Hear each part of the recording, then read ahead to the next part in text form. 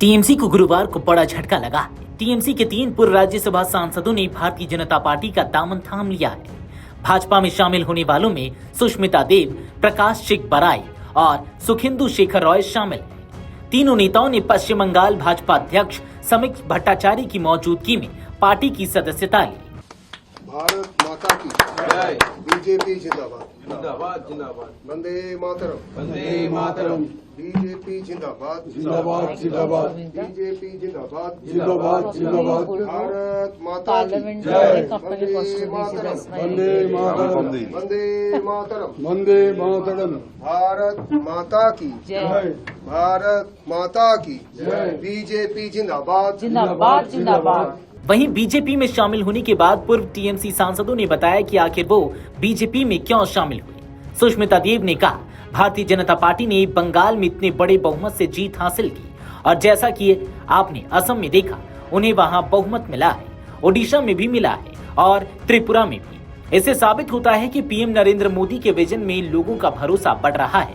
और मैं कह सकती हूँ कि मैं असम में रहती हूँ और आप जानते हैं कि असम में तीसरी बार बीजेपी की सरकार बनी है और जो बदलाव और तरक्की हुई है, उसकी सबसे बड़ी असुविधा ये है कि उनको कोई लेना नहीं चाहता, तभी वो तृणमूल में। समझ गए ना? देखिए, भारतीय जनता पार्टी जिस बहुमत से बंगाल में जीत के आई है और जिस तरह से आसाम में आप लोगों ने देखा है बहुमत उनको मिली है, उड़ीसा में मिली है, त्रिपुरा में मिली है, इससे पूरा साबित होता है कि प्रधानमंत्री नरेंद्र मोदी जी का जो विजन है उसके प्रति लोगों का विश्वास बढ़ रहा है, घट नहीं रहा। और मैं ये कह सकती हूँ कि आसाम में मैं रहती हूँ और आसाम में आपको पता है कि तीसरी बार बीजेपी की सरकार आई है और जो परिवर्तन और जो प्रगति का काम हुआ है, अगर आप तुलना करें, इसकी तुलना किसी भी पिछले सरकार से नहीं हो सकती। ये तय है। आप किसी सरकार की अच्छाई कर सकते हैं, बुराई कर सकते हैं, कमियां निकाल सकते हैं, पर जो delivery to the last mile है उसमें मोदी जी ने जो काम किया है वो कोई पार्टी इस देश के इतिहास में नहीं कर रहा है। ममता बनर्जी पर निशाना साधते हुए सुखेंदु शेखर रॉय ने कहा, लोकसभा और राज्यसभा मिलाकर कुल 800 एमपी हैं। 800 एमपी में सिर्फ मैंने ही सबके सामने मांग की थी कि जिस तरह से आरजीकर के सबूत मिटाए जा रहे हैं, यानी पुलिस कमिश्नर और इंस्टीट्यूट के प्रिंसिपल को कस्टडी में लेकर पूछताछ की जानी चाहिए। इसका मतलब है कि उन्हें गिरफ्तार करके फिर पूछताछ की जानी चाहिए। जो कुछ आपने देखा बाहर से देखा ना कि मैंने क्या किया, क्यों किया, कब किया, कैसे किया। हिंदुस्तान में 800 सांसद है कुल मिला के, लोकसभा और राज्यसभा। 800 सांसद में सिर्फ मैं ही पब्लिकली डिमांड किया था कि जिस तरह आरजीकर कांड का प्रमाण सबूत उसको मिटाया जा रहा है, उसमें पुलिस कमिश्नर और प्रिंसिपल ऑफ द इंस्टीट्यूशन को कस्टोडियल इंटरोगेशन होना चाहिए, मतलब गिरफ्तार करके उसका पूछताछ किया जाए। उससे किसी का हिम्मत नहीं हुआ था उस समय ये बात बोलने का। उसके बाद मैं अस्वस्थ था, बहुत ही सीख था। एक दिन में 2 बार हमको बुलाया गया लाल बाजार पे नोटिस देके। मैंने मेडिकल सर्टिफिकेट भेजा, मैंने कभी नहीं बोला नहीं जाऊंगा। क्यों नहीं, हम चोर है क्या, डाकू है क्या, लाल बाजार दिखाता है हमको क्या डर। लेकिन I was bed-ridden, I sent my medical testimonials. In spite of that, those were not considered. Then I had to move the Calcutta High Court. एवं और वहाँ पे आके मेरे बड़े भाई जो वकील है मुझ जैसा, उनको पकड़ के बोला कि आप वो ट्वीट को उठा लीजिए, हम भी केस उठा लेते हैं। तो मैंने देखा कि 33 लाख लोग मेरा ट्वीट देख चुका है, मेरा पर्पस सब हो गया। अब ट्वीट हटाने से भी कोई दिक्कत नहीं है। और मैं पीस मांगना चाहता हूँ, मेरे एक बेटी है, पोती है, हमारा बहुत पत्नी गुजर गई 3 महीना पहले।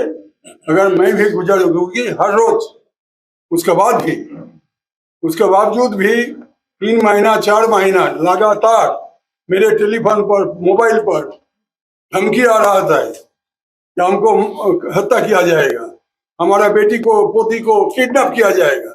ये क्या मैं ढोल बजा के सबको बोलूं? और किसके पास जाऊं? उस पुलिस के पास जो पुलिस एक दिन में हमको 2 बार सामन किया था लाल बाजार में, वो विचार देगा, हमको प्रोटेक्ट करेगा?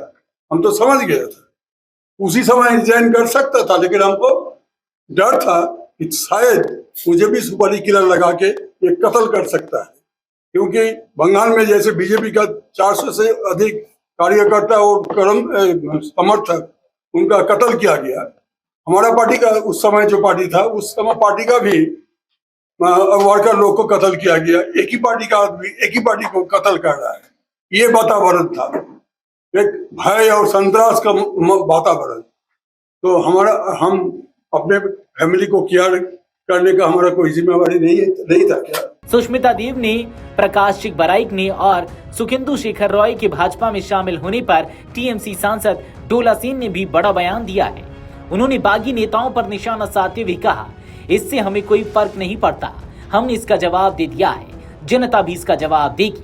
ममता बनर्जी ने हम जैसे लोगों को टिकट देकर जनता से अपील की कि हमें जिताएं, तब जीत मिले। इससे कोई फर्क नहीं पड़ता, इसका जवाब भी आम जनता देगी। ये कि जो पहले कभी टीएमसी में हुआ करते थे 3 राज्यसभा एमपी, कोई फर्क नहीं पड़ता, कोई इसका जवाब भी हमने दे दिया, जनता ने भी उसको जवाब देंगे। हम सब सेकेंडरी फैक्टर है, कौन हमको मानता है? सोचिए तो, ममता जी ने हम लोगों को नॉमिनेट करके पीपल को बोलते हैं इसको वोट देके जिताइए, तब ना हमको वोट मिलते हैं, हम एमपी एमएलए वगैरह वगैरह बनते। तो कोई फर्क नहीं पड़ता, जो जी चाहे उनको करने दीजिए। डेमोक्रेटिक कंट्री है, जिसको गद्दारी करने का मन है करने दीजिए। किसी डर हो सकता, किसी लालच हो सकता, हमको पता नहीं, हम टिप्पणी भी नहीं करना चाहते हैं, लेकिन उसका जवाब भी जनता देंगे, आम जनता देंगे, पीपल देंगे, people will tell the last word. कल जो तीनों नेताओं के भाजपा में शामिल होने का समय भी राजनीतिक रूप से महत्वपूर्ण माना जा रहा है।